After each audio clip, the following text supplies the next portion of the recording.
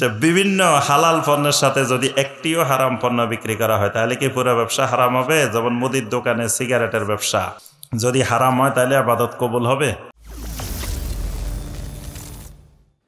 আত্মাহারিক TV, ওহির আলোয় উদ্ভাসিত জীবনের জন্য।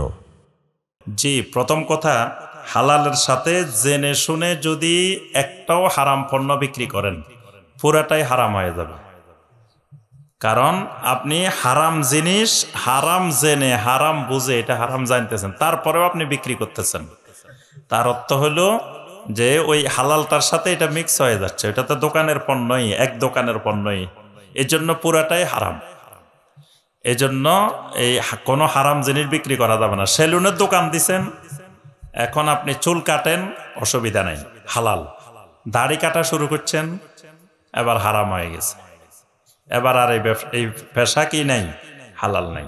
তো এরকম দোকান দিছেন, হালাল জিনিসগুলা বিক্রি করেন, হারাম জিনিস বিক্রি করেন, বিড়ি সিগারেট বিক্রি করিয়েন না, আরো যেগুলো যেগুলো হারাম আছে এগুলো বিক্রি করেন, তাহলে হালাল।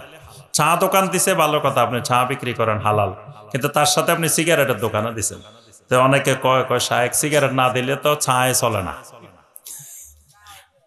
তো ওই ব্যবসায় হয় না। তো ব্যবসা না হইলেও যদি আপনি আল্লাহর ভয়ে তাকওয়ার কারণে আপনি হারাম বর্জন করেন, আল্লাহর ওয়াদা, আল্লাহ সুবহানাহু ওয়া তাআলার ওয়াদা, আল্লাহ পাক আপনাকে এমন ভাবে রিজিকের ব্যবস্থা করবেন আপনি যেটার কল্পনাও করেন নাই। ওয়া মান ইয়াত্তাকিল্লাহা ইয়াজআল লাহু মাখরাজা ওয়া ইয়ারযুকহু মিন হাইসু লা ইয়াহতাসিব। এমন ভাবে আল্লাহ রিজিকের ব্যবস্থা করবেন আপনি কল্পনাও করতে পারেন না। আল্লাহ পাক এমন ভাবে বরকত দিয়ে দিবেন এর মধ্যে। এজন্য হারাম বর্জন করতে পারেন। ইবাদত কবুল হবে কিনা, ইবাদতের এই ব্যাপারে সরাসরি নবী সাল্লাল্লাহু আলাইহি ওয়াসাল্লামের হাদিস, যা ইন্নাল্লাহা তাআলা তাইয়্যিবুন লা ইয়াকবালু ইল্লা তাইয়্যিবা। আল্লাহ পবিত্র, আল্লাহ পবিত্র বক্ষণকারী ছাড়া কারো ইবাদত কবুল করেন না। তবে আহলুল ইলমেরা বলছেন এটা ইবাদত কবুলের মৌলিক শর্ত না, তবে এটা থেকে বিরত থাকতে হবে, এই হারাম উপার্জন থেকে বিরত থাকতে হবে। ঈমান বৃদ্ধির জন্য কি কি আমল করতে হবে? ঈমান বৃদ্ধির জন্য ঈমানের সাথে যত সম্পৃক্ত আমল আছে সব আমল করতে হবে। মানে ঈমানটা তিনটা জিনিসের, ঈমানের তিনটা উপাদান আছে। একটা উপাদান শাহাদা, মানে আপনি মুখে স্বীকৃতি দিলেন, এটা একটা উপাদান।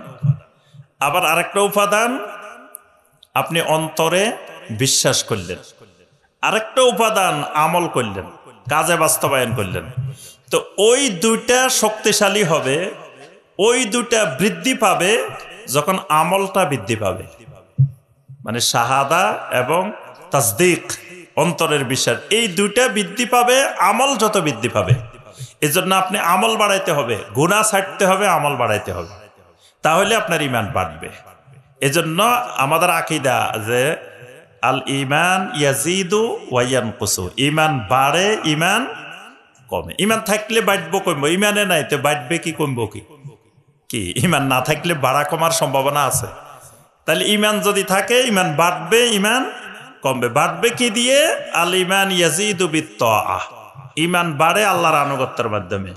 আর কমে কেমনে? বিল মাসিয়া, আল্লাহর নাফরমানির মাধ্যমে ঈমান কমে।